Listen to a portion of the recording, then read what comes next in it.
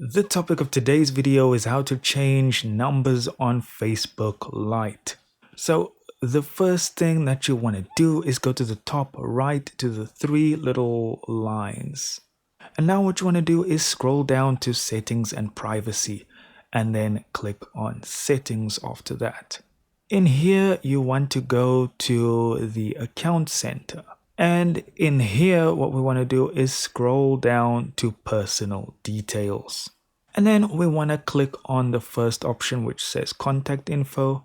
And you can click on any of the phone numbers if you have multiple ones so that we can delete them. So let's click on this one here.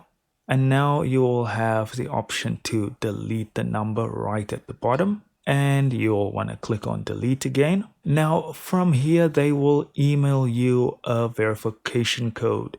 This is just to verify that this is actually you and not someone who's perhaps hacked your account. So go get that email code and paste it into Facebook.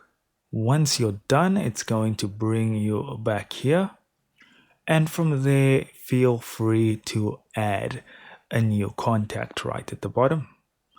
Thank you so much for watching. Do consider liking and subscribing, and I'll see you in the next video.